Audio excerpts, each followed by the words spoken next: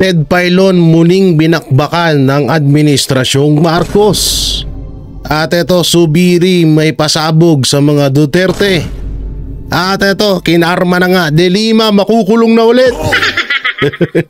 Oo, karma is real, ika nga nila. Alam mo, sa totoo lang talaga, hindi naman talaga dapat deserve na lumaya etong si Laila da Saba Queen De Lima. Oo, dahil alam naman na natin na kaya lang naman ito pinalaya ng Administrasyong Marcos is dahil magagamit nila ito, si Laila De Lima, laban kay Pangulong Duterte. Laban sa mga Duterte dahil alam naman na natin ang tindi ng galit nito ni De Lima kay Pangulong Duterte at nung panahon ni Pangulong Duterte, yun yung panahon na nakulong siya. At matagal nang init na init itong si Laila De Lima sa mga Duterte at ito nga daw ay isa sa mga tinuturing na drug queen. Oo, na drug lord queen kung tawagin pa nila, no. Pero eto nga ay pinalaya ng Administrasyong Marcos dahil gagawin nilang puppet laban sa mga Duterte. At eto naman, mapunta naman tayo kay Ted Filon. Alam nyo, kahit papano may sablay pero may maganda rin din naman na nasasabi si Manong Ted. Hindi natin alam din kung saan siya nakadepende, no. Pero itong si Manong Ted talagang gumigit na lamang at kadalasan talagang mararamdaman mo na kumakampi sa mga Duterte, lalong-lalo na kay Vice President Sara Duterte. At ito naman si Zubiri. Alam naman natin ngayon na parang para sa akin ginagamit lamang ni Zubiri etong pagiging popular ng mga Duterte dahil gusto niya rin bumawi. At ito nga ay parang naman may mga sabi-sabi noon na etong si Zubiri ay parang ginipit ni Lisa Araneta Marcos. May balita, bali-balita lang naman yan. Kaya nga ito ay bumaba at ito ay nagbitiw bilang Senate President. So kaagad naman pinalitan nito ni Chis Escudero. So hindi natin alam kung ano yung mga ano na yon. Kung ano yung mga nangyari, bakit nagurgur etong si tawag dito si Zubiri. So yan yung mga pag-uusapan natin ngayon. At syempre, number one na pag-uusapan natin etong kay Manong Ted. Oo, etong kay hindi yan. Etong kay Manong Ted, no? Hindi yan. Wag ko nating alis sa mga Pilipino yung karapatan na magsabi din po ng kanilang damdamin kapag pinag-uusapan po, dagdag na buwis. Nako. Ang sinasabi po, mamaya meron tayong makakausap dito at ang ating pag-analisa. Na totoo naman, kumbaga in-expand lang nila yung coverage ng 20% final withholding tax dito po sa mga savings o deposit sa mga bangko. Totoo naman yun. Pero kasi nga, dagdag pa rin po ito. Ang sisteho, ito lang ako po'y nag-iisip lamang at nangangarap na bukas makalawa, baka din po mapagtanto nitong kasalukuyan nating presidente na ang pangalan ay... nakalimutan. Sorry. Senior mo. May may pasimpleng banat ka, Manong Ted, ha? Comment lang. Dati pangalan ko lang nakakalimutan mo ngayon, pati Pangulo. Bakit? Nakakalimutan mo na? Kasi hindi naman kasi masyadong big deal si Pangulong Marcos, Donald Trump, di ba? It's a joke, ma'am. Donald Trump? Kayo pinagtitripan niyo si Marcos Jr., yari kayo kay Auntie Claire. Baka yan TV5 na yan, baka baka matanggalan ng prangkisa, yari kayo. Oo, baka magpag-initan kayo, ha? Okay, Marcos Jr. po. Ayan. Galangin nyo. Ginagalang nyo dapat si President. Ganyan. Ayaw ni First Lady niyan. Tuloy. Magkano ang kanilang proposed budget for 2026? 6.793 trillion pesos. Pag-aambag-ambagan natin, halos 7 trillion pesos. Grabe naman yun. 7 trillion pesos, tiba-tiba na naman sila. Next year, 2026 budget. But don't forget, ang sabi nga po ng Malacanang, ito ay para sa pagpapabuti ng buhay ng bawat Pilipino. Obo! Talaga nga naman. Pagpapabuti, ilang beses nyo nang sinabi hanggang ngayon hindi nagiging mabuti. Sa totoo nga lang, sobrang kabado ngayon ng mga Pilipino dahil todo baha na naman sa syudad, sa mga lugar dito sa Pilipinas. At yung mga flood control ay hinahanap na naman. Pero kagaya ng sinabi, nandyan ang butihin nating presidente na todo action agad at nakapaghanda na daw sa bagyong ito. Oo, sabi ni Antoklur. Pero ang tanong dyan, saan na naman gagamitin? Ano na naman to? Mapupunta ba talaga to sa kamay ng taong bayan netong 6 trillion pesos na to? Ang tanong, baka yung point lang ang mapupunta sa taong bayan tapos yung 6 trillion sa bulsa na nila. Tanong lang naman yan. Alam niyo mga kapatid, siguro sa pagtansya lang po natin, mga na naman halos 60% o 50% uutangin na naman dyan. Kung Ay, hindi patay. po magagampanan ng mga collection agencies ang kanila pong mga target. No? But Patay. basically po, ganyang kalaki ang pera. So, utang na naman. So, additional 17 trillion na utang ng Pilipinas. Kung yung kalahati dyan sa 6 trillion, so 3 trillion, aban ako, 17, 18, 19. 19 na ang magiging utang ng bansang Pilipinas. 19 trillion kung sakali man ha, kasi una-una yung mga unang mga pondo nakuha na nila. So kaya may panibago na naman sila. So anak ng teteng naman, ang laki ng pera nyo. Gano'n kaya kadami yung 1 trillion no? Mapupuno kaya tong kwarto ko ng kwarta? Tutusin nga ngayon, kahit nga pang ulam wala kami. Tapos tong kwarto ko basa pa, may tumatagos-tagos na mga may mga tumatagos-tagos na tawag dito. May mga tumatagos-tagos na na tubig dahil sa sobrang lakas ng ulan.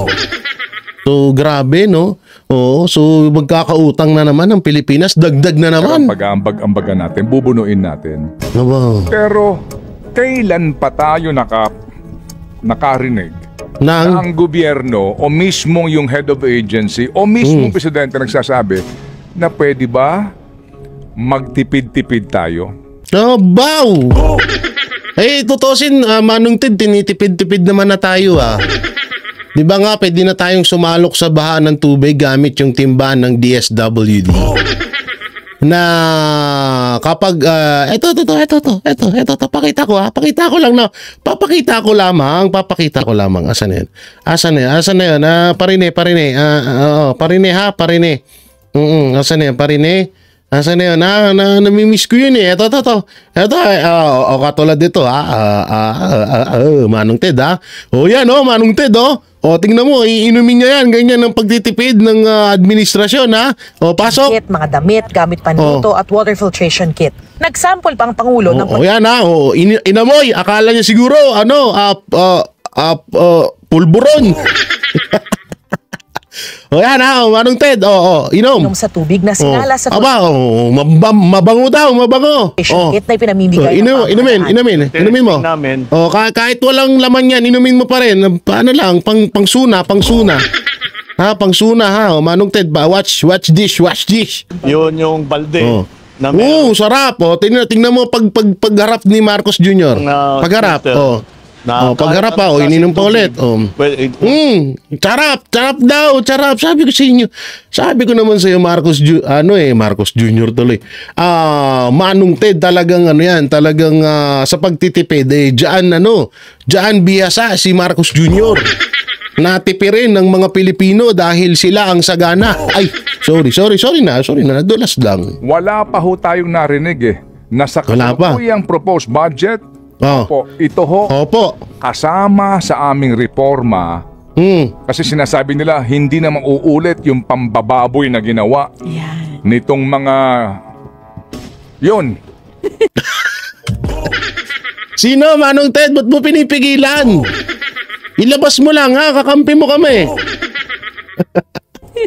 Diba? Yung talaga namang fourth week pambababoy ang ginawa nila sa pambansang budget. Diba? Hindi na ako mauulit yan. Hindi na Hindi na nila maulit yan kasi ano na nila. Pero malay mo naman, magaling gumawa ng paraan ng administrasyon pagdating sa pagkuha ng budget. Malay mo, may panibagong diversional tactic na naman sila na maisip.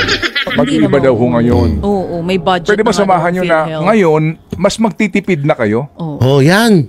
Kasi yun ang masakit sa atin. Ito ho yung masakit sa mga kababayan natin. Yan. Na hindi ka nakakaramdam ng pagtitipid nila eh. Dapat kasi alam nyo, kayo din may kasalanan. Unang-una sa tubig, pinagtitipid kayo ni Marcos Jr. Waldas kayo sa tubig. Ang gusto ni Marcos Jr. pag naligo kayo, sa ulanan na lamang. Kasi yung katas ng libag mo doon, pwede naman natin inumin yun doon sa timba ng DSWD. Ano yun? Pang world class filter yun, ha?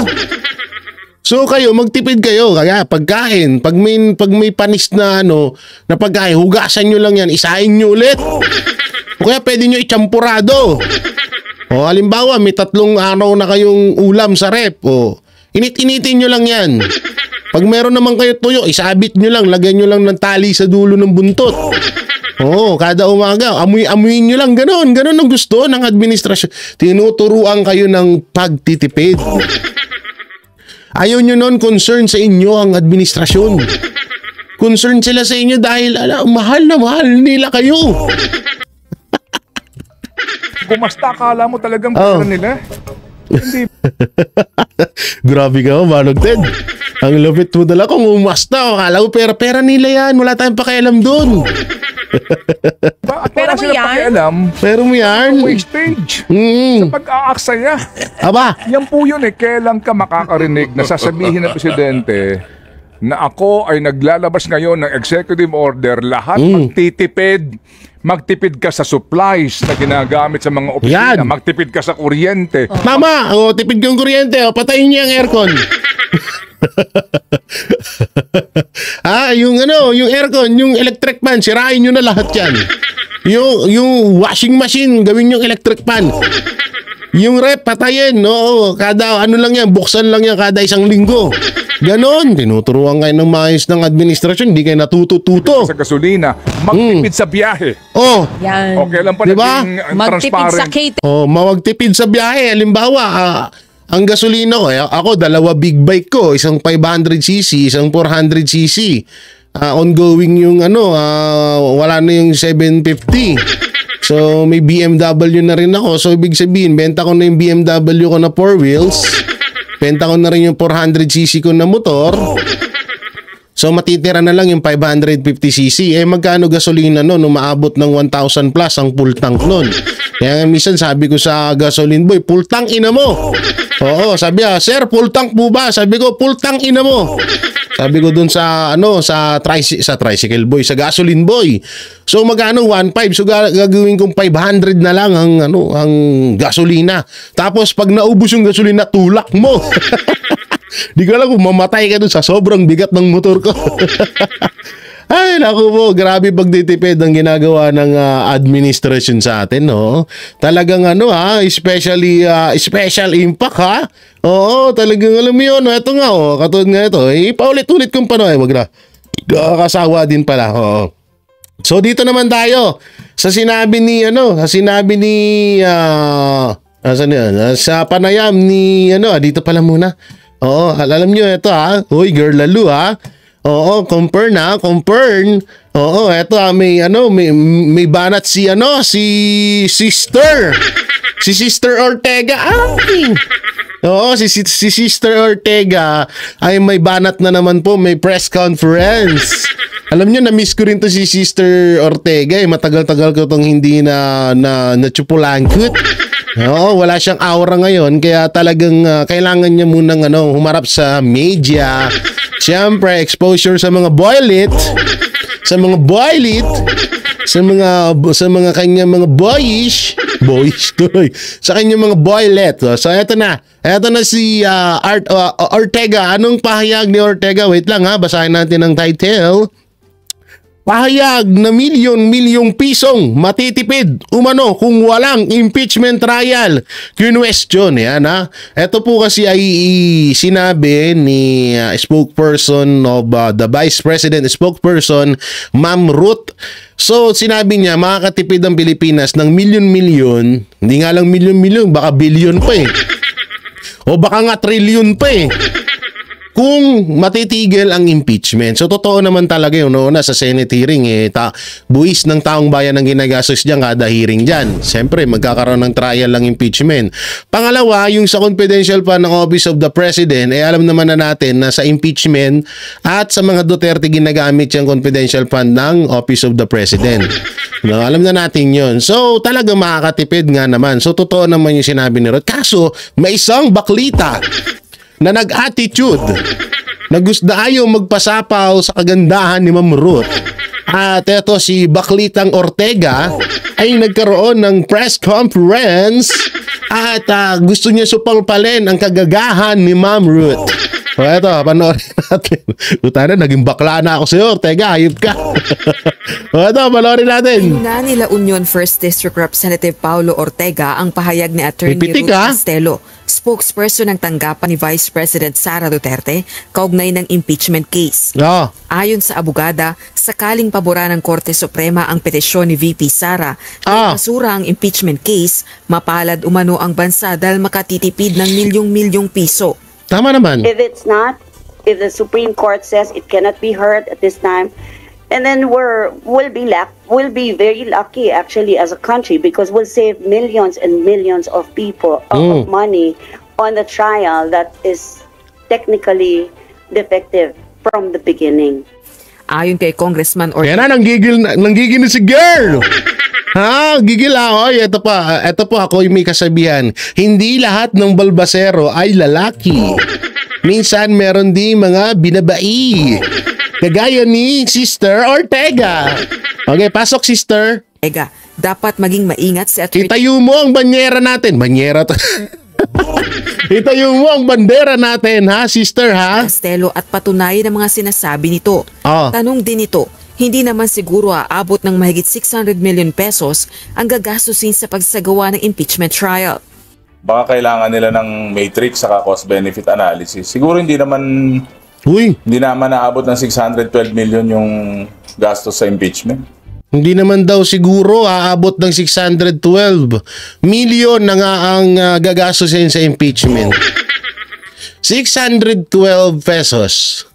Tapos may baha tayo ngayon sa iba't ibang lugar ng bansang Pilipinas. Kung yung 600 pesos na yon ay gamitin or ibili, kasi mahilig naman kayo sa ayuda eh. Ito yung kinakatakot ko, no, na pagdating ng mga ganitong sakuna, wala na tayong ayuda dahil naubos nyo na nung halalan.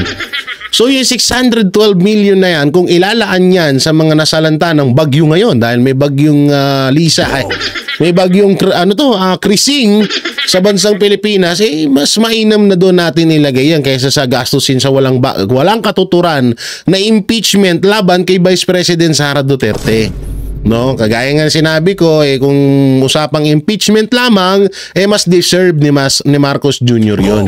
Hindi deserved ni Vice President Sara Duterte yon. So, go! Pasok, sister, again.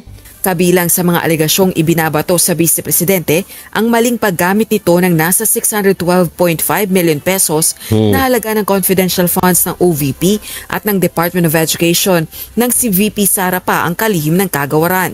Nauna nang ipahayag ni Senate President Cheese Escudero na kulang 1 milyong piso ang inaasahang gastusin ng Senado sa impeachment trial ni VP Sara. Okay. Sa pinakahuli namang statement ni Senator Joel Villanueva, sa August 4 pa posibleng mag-reconvene ang Senate Impeachment Court. Rosa Licoz, UNTV. So ganun po, no, ganun kalaki ang ganun po kalaki ang gagastusin sa impeachment ni Vice President Sara Duterte. Magtataka pa ba tayo dun? So na nga, gumastos ng 20 million impeachment pa kaya, di ba? Baka hindi nga lang yan talaga ang gastos dyan. So sister, babush, salamat sa salamat sa pagtayo mo ng banyera natin. Banyera ng mga bading na may mga balbas. Ay! Oo, so dito tayo, dito sa isang karma, ito karma talaga. Oo, kaya alam ko sa panahon ngayon, hindi ito makukulong si De Lima. Ako na nagsasabi sa inyo, hindi ito makukulong si De Lima dahil ito ay puppet at tawag dito.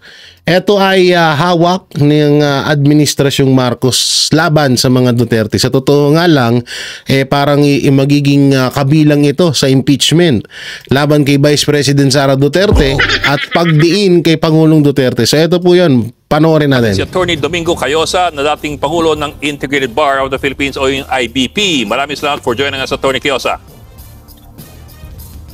Good evening, Ed, at magandang gabi sa nakikinig at nanonood sa inyo. Thank you, sir, for joining us tonight.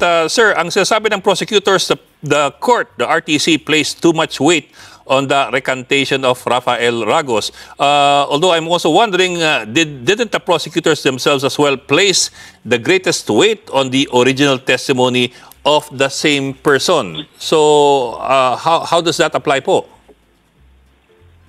Well, Ragos was supposed to be the key witness of the prosecution, but now they say that they presented other witnesses and then other pieces of evidence that might be sufficient to convict the now Congressman De Lima.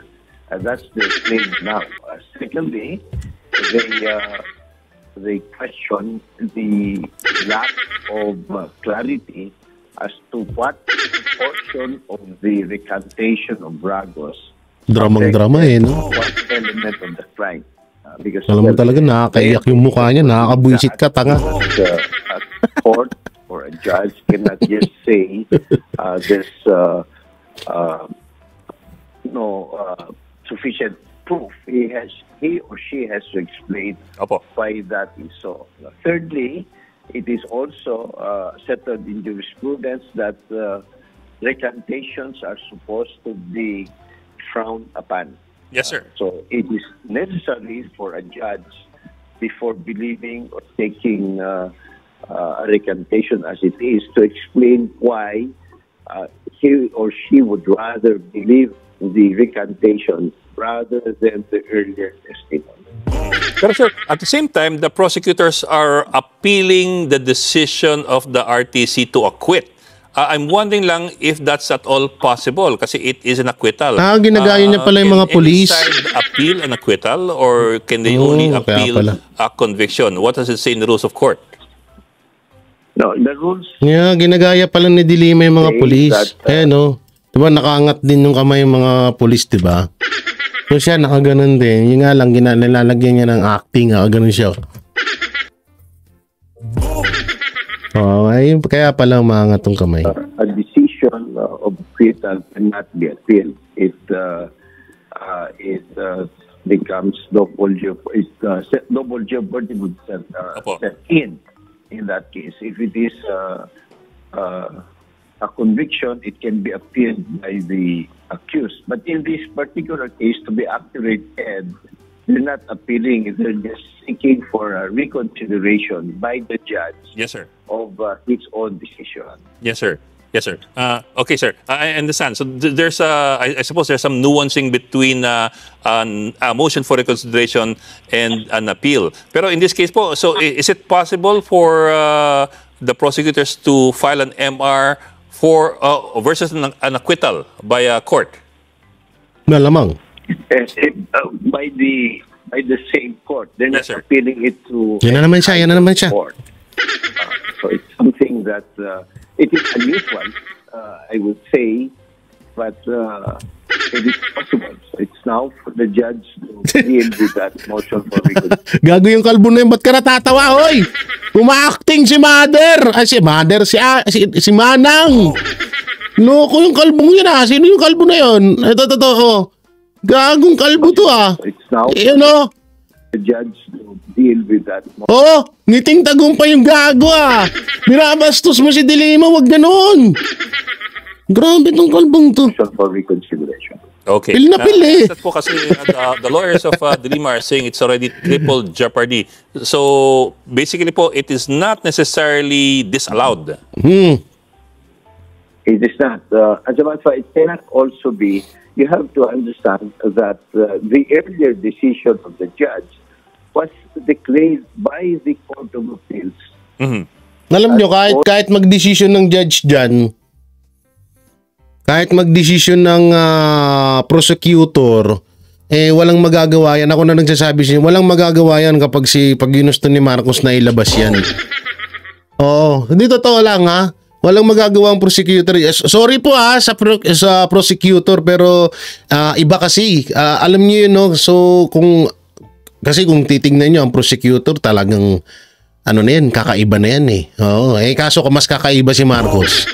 Yung bakal na baluktot na hindi na talaga mo kayang ituwid, natutuwid niya yun. Oo, gusto mo gawin niya pang gawin niya pang hanggang Baguio, hanggang Cebu. So ganun kalakas ang kapangyarihan ni Marcos Jr. Kaya ito, malamang sa malamang talagang halimbawa kasi sa totoo lang, yung kaso ni De Lima is talagang kabalik-balik, talagang may posibilidad na mabaliktad siya doon. Kaso nga lang, malakas ang kapit niya kasi nga ginagamit nga siya laban sa mga Duterte. So sa ibig sabihin, malaki siyang pakinabang para pabagsakin ng mga Duterte. Ganun yun. Opo. So as if there was no earlier decision. So this would be the first, so to speak, this would be the first decision of acquittal. Okay, sir, what about the threat of the lawyers of De Lima to pursue the prosecutors for what they call unlawful or wrongful prosecution? Is there such a case, and how do you substantiate that? Ngayon ko nang panoorin to, boring. Bukod sa hindi ko masyadong maintindihan English. Meron tayo dito asan na yun? Ito. Meron tayo dito kay De Lima. Oo, saan yung kay De Lima natin dito ha? Oh, ito ba 'yon? Tingnan ko nga ha. Oo, di ba matali? Oo. Ito ba 'yon? Hindi si itong isa. Itong isa. Oo. Ito, mukhang maganda to ha. Mukhang maganda tong labanan na to. To gobyerno, swelduhan dapat. Ito ba 'yon? Mas maganda siguro kung dito tayo sa taas. Etong si Manang Laila, dumali na naman Hindi bali kung tama lagi yung basa niya sa batas. Sa lahat ng nakikita ko ay puro mali yung ginawa niya. Ay, huwag ka na kasing magpunwari na ikaw ay legal luminary. Binira ni Attorney Topacio si De Lima matapos nitong questionin ng Korte Suprema na ipatawag. Marinig niyo na, binira ni Attorney Topacio si De Lima. Naku po, may panibagong aabangan na naman sa Viva Max. Ay, sorry, ibali pala na sa isip ko. Sorry, mali yun ha. Ang mga kongresistang pumirma sa impeachment laban kay VP Sara. Ang impression ko, again, with respect to the Supreme Court, sobrang naman ata. Pwede hindi naman mag-question nito. Yung para bang meron na siyang, it has the hallmarks of what we call judicial overreach. Hindi kaya sumobra yung pakikialam ng Korte Suprema doon sa proseso ng impeachment na nanggaling sa House of Representatives. Ang Lunes ay nagbumanat na naman ng kengkoy si dating senador at dating bilanggo. At ngayon ay congressman at proud member ng prosecution panel. Wow! Bumanat na naman tong si Laila na tinutunog sana naman ng Korte Suprema. Ay, grabe. Ano ba naman yan? Sabi niya, overreach daw, pagmamalabis daw yung ginagawa ng Korte Suprema na humihingi ng impormasyon sa House tungkol doon sa proceedings doon sa impeachment. Unang-una kasi karapatan ng ng prosecutor yun ha, De Lima, para sa alam mo yan Hindi nga naman siguro boplak, di ba? Oo, alam ng prosecutor yun. Kaya nga hinihingi yun. Kasi baka, ay naku po. Teka nga muna, paano naging overreach yun? Etong si Manang Laila, dumali na naman. Hindi, kapag sa kanya overreach, pag sa iba, hindi. Hindi bali kung tama lagi yung basa niya sa batas. Sa lahat ng nakikita ko ay puro mali yung ginawa niya. Opo. Impisahan natin, Manang Laila. Ay, huwag ka na kasing magpunwari na ikaw ay legal luminary, di ba? Unang-una, yung HDO mo, sa yung pag-issue ng HDO noong 2011 laban kay dating Pangulong Arroyo. 'Di ba dumating tayo sa Supreme Court, ikaw ang nag-argue doon. Ina-justify mo that the Secretary of Justice has the authority to issue whole departure orders. Anong sabi ng Korte Suprema? Mali ka! Mali ka, sabi ng Korte Suprema. Olat ka. Supalpal siya doon eh. Ngayon, nagyabang ka pa. Etong si Manang Laila, grabe basta siya ay nakasandal sa poder. Akala mo kung sino na. Kita mo sa asang hukuman na hindi niya sinunod. Di ba? Nagkaroon tuloy ng reklamo sa kanya for contempt. Dahil hindi niya sinunod yung order ng Korte Suprema. Ito pa yung isang lakas, no? Ito pa yung isang patotoo at isang lakas ng mga politiko kapag may kaso sila. Diba? Katulad na lang yan ni Franz Castro Lipad na isang convicted. Na hanggang ngayon pag-alagala pa rin yan sa sa Malacanang, sa House of Representative, no? Wala na pala. Sorry, akala ko nandun pa. Basta yon, isang convicted yun, ha? O nga pala, ba't hindi pala nagpaparamdam yun? Ba't walang paramdam ang tatlong idiota? No? Bakit kaya walang paramdam ang tatlong idiot? Ano kayang meron? Hindi kaya, mukhang may pinapalo. May pinaplanong kakaiba itong tatlong idiota na to, si Raul Manuel at Brosas, pati si Franz Castro, na pinsan ni Claire Castro. Hindi kaya may mga may mga kababalagan na naman naiisip kaya nananahimik. Bigla ko lang naisip So mabalik tayo. Yan ang isa sa mga lakas ng mga politiko na tatakbo sila bilang kandidato. Pag natakbo na sila, pag nakaluklok na sila, doon na nila masasabi na ay ligtas na ako sa kaso. Makakainga na ako ng maluwag sa kaso. Dahil ako ay isang congressman. Ako ay isang gobernador. Ako ay isang mayor. Ako ay isang senador. Ako ay isang speaker. Kaya ligtas ako sa mga kaso ko. Katulad ni Franz Castro at nito ni Laila de Lima. Si Laila de Lima po ay hindi niya po sinunod ng utos ng prosecutor. Hindi niya sinunod ng ng korte kasi nga ang akala niya siyempre congressman ako Bakit ko hindi na ako babalik din sa kulungan. Congressman na ako, may kapangyarihan na ako, ang lakas pa ng backer ko. 'Di ba? Anak ni Joe Masison na si Bongbong Marcos. Ay sorry nadulas na naman ako sa anak-anak na yan.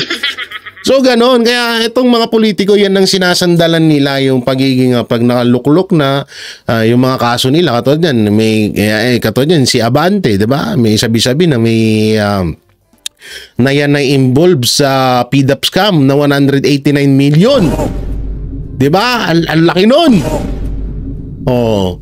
So just may child abuser pa diyan. Ayon dun kay sino ba yung namatay? Basta yun ang nagsalita si Ma'am Attorney Guason ata ang nagsalita. Basta yun na may child abuser na kaso din yan, pero tingnan nyo yun, parang wala lang. Hindi yan nasisilip ng administrasyon. Pero yung kay pastor na kahit yun ay isang chismis lamang, talagang pinatrabaho ng administrasyon kasi nga hindi nila kaalyado. Ganon kalupit. So ngayon, si Laila de Lima, yan na naman. Yan, noong siya ay nagkakaso ng drug trafficking, anong ginawa niya? Kinwestiyon niya sa RTC, pumunta siya sa Court of Appeals, umakyat pa siya sa Supreme Court. Yan ay klarong-klarong forum shopping. Ultra vires o kalabisan yung paghingi ng certification. Kasi nga, nung mga panahon na yun, nasa kapangyarihan siya. Diba? Yung impeachment ay hindi lumalabag sa 1-year ban at yung 20th Congress ay interesado pang ituloy yung impeachment complaint na isinulong noong 19th Congress pa. Tama, tama yun. Sabi niya, unconstitutional yan, impeachment court yun Court din yun. Kahit anong sabihin mo, it's still a court. Not only a court constituted under the provisions of the Constitution. Bago sasabihin mo unconstitutional, hinamon ko siya, di ba? Sabi ko, kung tingin mo talaga, Manang Laila, na mali yung ginagawa ng impeachment court, bakit ayaw kang pumunta sa Supreme Court? Natatakot kang matalo na naman. So ibig sabihin, natalo na, o nga pala, no, natalo nga, napahiya pala siya noon, no? Natatakot yung makagalitan na naman. Mga tirada mo eh. Ibang attitude nitong taong ito eh. Mga ganyang mga tao, yung mga illusions of grandeur. Nakala nila sila ang pinakamatalino sa mundo. Hindi kaya nagpupulburon din yan si Dilima? Di ba sabi ni Kati Binag, kapag may mga ganyang mindset ang isang tao, yan daw ay sanhi ng pagpupulburon. No, napiling niya, matalino siya magaling siya, angat siya lahat. So, nakukuha daw yan sa pagpupulburon ayon kay Kati Binag. Hindi nakaalam ng batas, the rules do not apply to them. Marami po mga dilawan na ganyan, katulad ni Ontiveros. Sorry po. Marami. Ang dami dyan. Yung mga membro ng Quadcom, meron silang illusions of grandeur. Masyadong narcissistic. Mga nila Abante. Yan, may mga ganyan talaga. Yan, lalo na si Marcos Jr., tsaka si Romualdez. Hindi nag-apply sa kanilang kahit anong batas kung mag-aasta. Di ba? Masama po yan. Pagka sumobra po yan, mga kasama, mga kaibigan natin sa gobyerno na narcissistic, mental health problem po yan. In other words, baka lumalabas na nasisiraan na po kayo ng ulo. Hindi ko sinasabing si Laila. Although may mga times yata, base doon sa mga nakuha naming mga ebidensya sa House, medyo nasirang ulo niya sa pag-ibig. Naku po! Nasira ang ulo sa pag-ibig. Hindi, pero ito nababalitaan pa ako niya kay Diliman na parang iniwan na ata daw yan ng pamilya niya. So, nakakalungkot lang, no? Masakit yun, no? Pinakamasakit na mangyari. Pero bali-balita lang naman Bakit yan. Ang hindi tingnan ni Laila kung talagang constitutionalist siya yung bilis noong pagkapasa ng impeachment na hindi naman naintindihan ng mga miyembro ng House. Di ba? Nakikwento si Kadan Marcoleta. Biniro daw niya yung isang kasama niya sa House. Sabi niya, yung ba 32 pages na yan ay nabasa mo sa loob ng 30 minutos? Kasi 30 minutos lang pumirma na eh. Nabasa mo ba yan? That is a legal document. May mga legal terms yan na baka noon mo lang nakita. At hindi wala silang time mag-google katulad ni Dan Fernandez. Yung pa nabasa mo, sabi niya. Nadali na naman si Dan Fernandez. Inamin sa kanya. Sabi niya, isasuggest ko gawin kang witness doon sa impeachment trial na hindi mo naintindihan. Sabi niya, wag na bang ganun. Kung hindi nila naintindihan at hindi sila kumbinsido doon sa nabasa nila na impeachment, hindi nila binasa yun. Ako pupusta. Karamihan doon sa pumirma. Iba ang motibo kung bakit sila pumirma.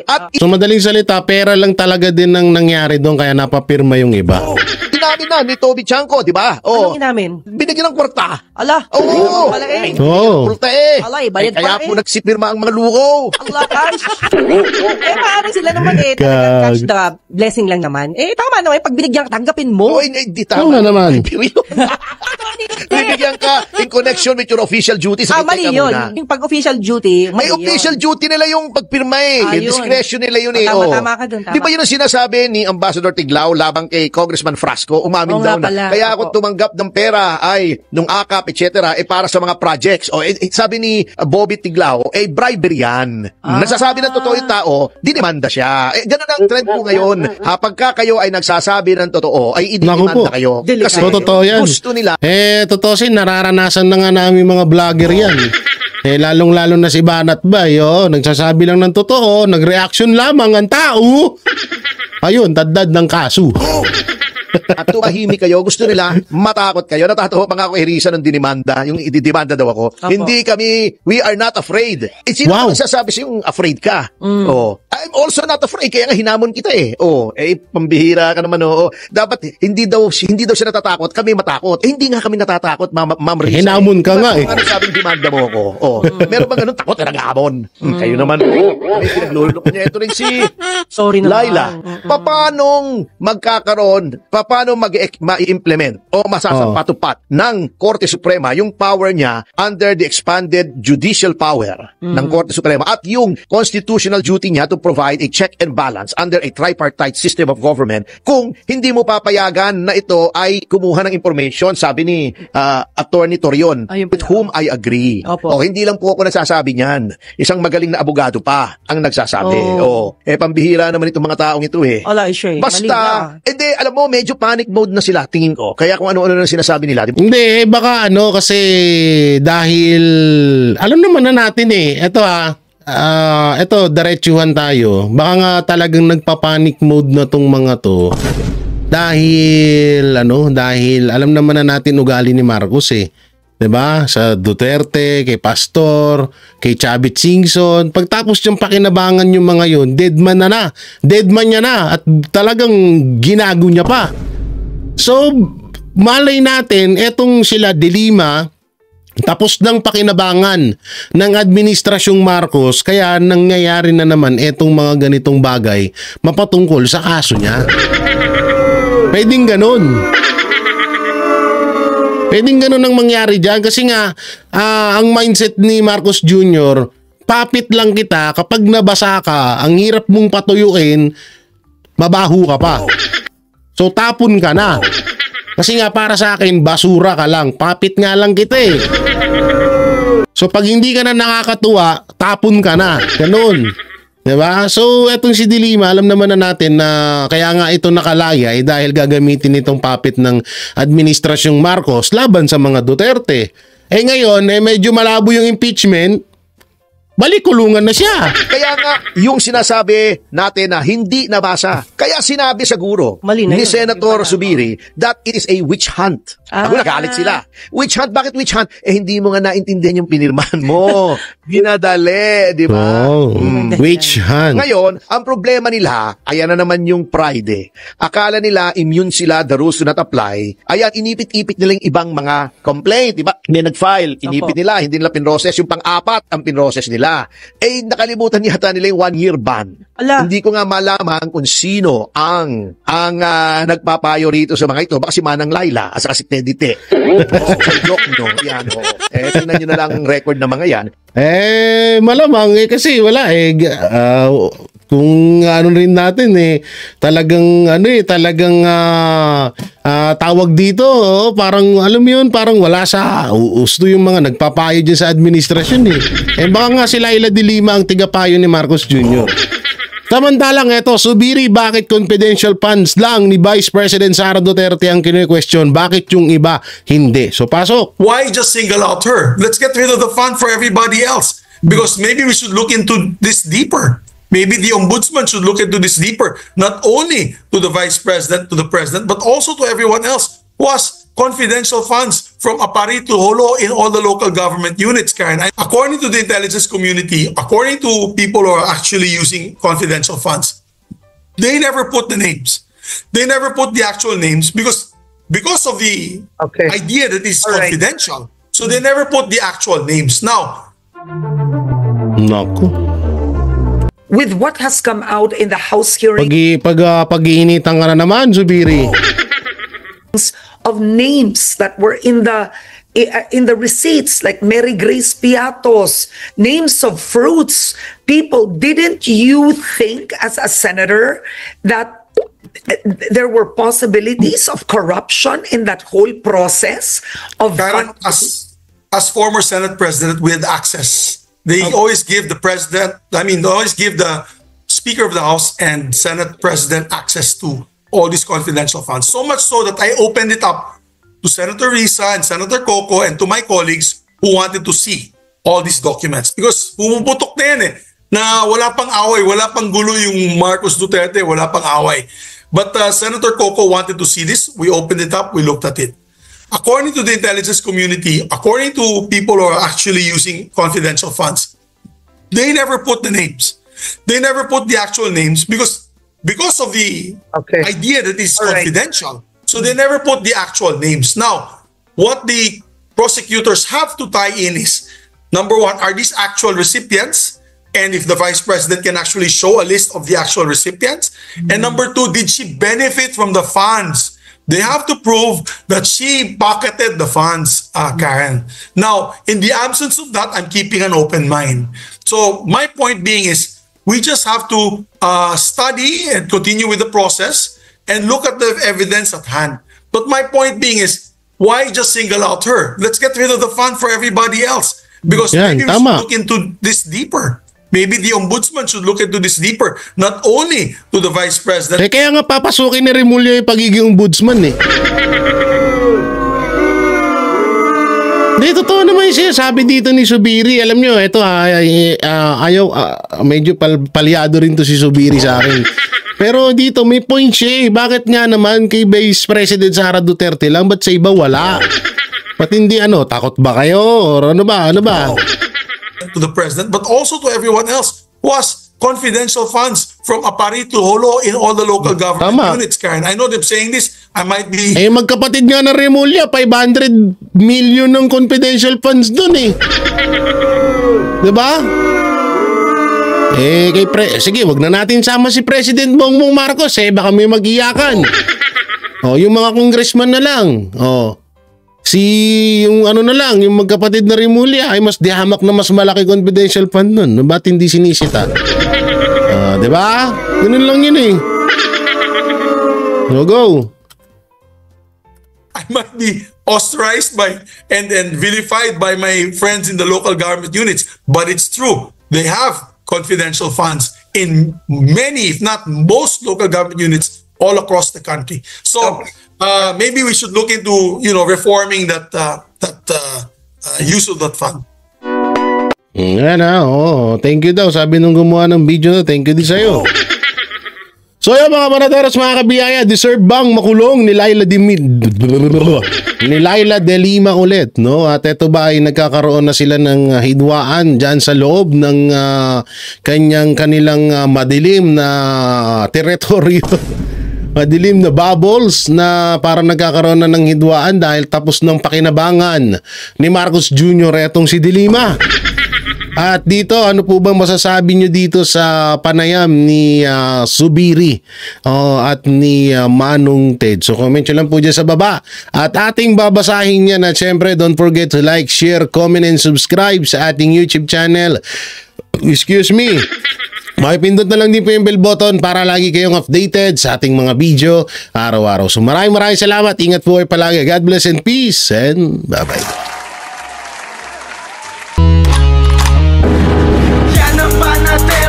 Walang inuurungan. Pag tama palakpakan, pag mali ay babanatan. Yan ang Banateros, boses ng ordinaryong Pilipino. Banateros ay walang makakaawan. Walang inuurungan, Banateros ay tinutulungan.